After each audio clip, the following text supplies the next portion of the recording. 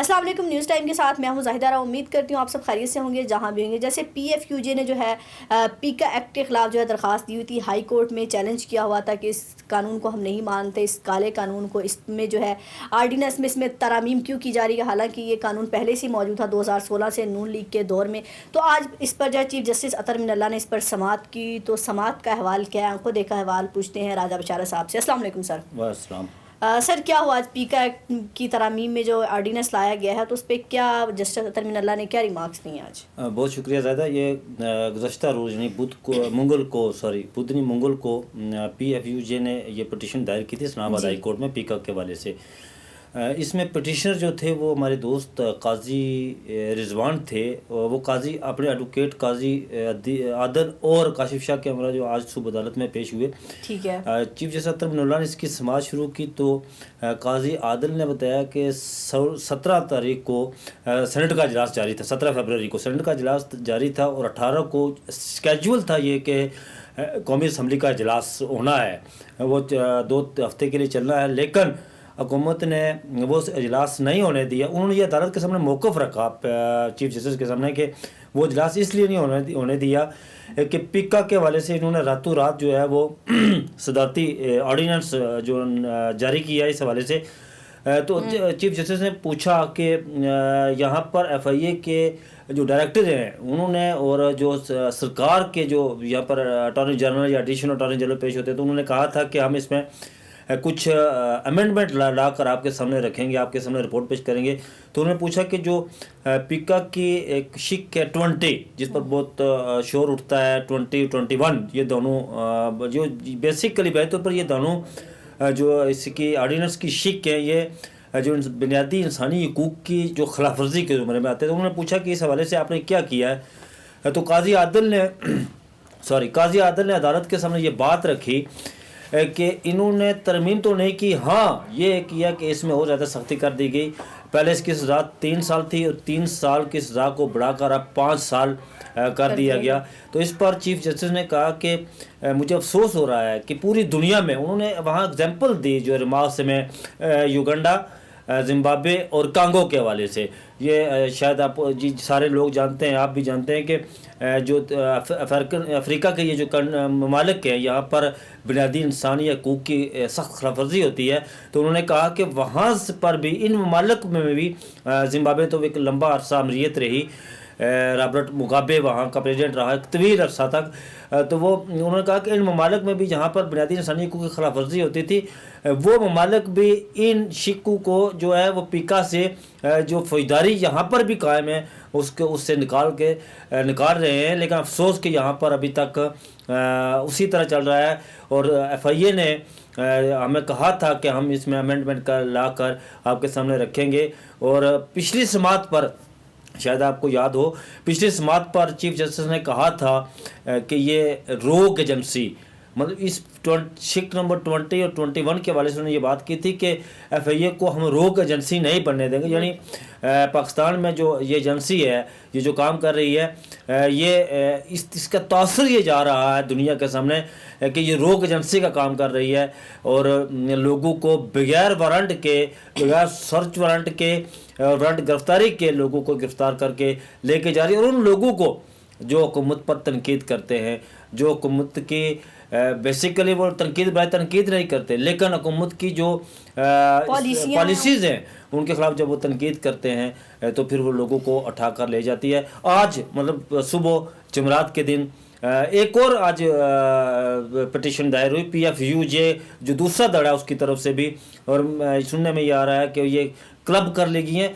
زیادہ اس وقت اسلام آباد ہائی کورٹ میں کوئی درجن بھر کے قریب پیکا کے حوالے سے جو ہے وہ پٹیشن دائر ہیں، اور یہ ساری پٹیشن کلب ہو گئے، اکٹھی ہو گئی ہیں۔ اور آج جمعرات یعنی کل صبح جمعرات کے روز 9 بجے اس کی سماعت ہوگی اور چیف جسٹس اطہر من اللہ اس کی سماعت کریں گے۔ دوسری جانب سر، یہ تو آپ نے ہائی کورٹ کا احوال بتایا، آج محسن بیگ صاحب کو استاد دہشت گردی کی عدالت میں پیش کیا گیا، تو وہاں کا احوال کیا ہے؟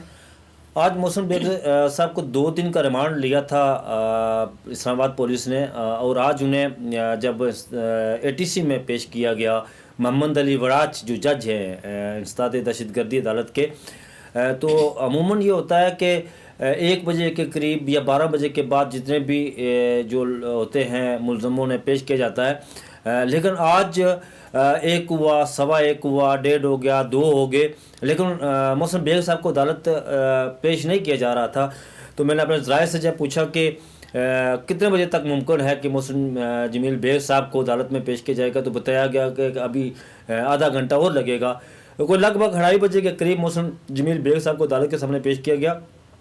جب انہیں عدالت کے سامنے پیش کیا گیا تو ان کے وکلاء نے عدالت کے سامنے کچھ باتیں رکھی کہ ایک تو ان کی میڈیکل رپورٹ کے حوالے سے کہ ہمیں ان کی میڈیکل رپورٹ دی جائے، اور دوسرا وہاں پر آج جو سب سے محسن جمیل بیگ صاحب کو عدالتی کڑے میں عدالت میں پولیس کے سخت پہرے میں پیش کیا گیا، اور ایسا جس طرح یہ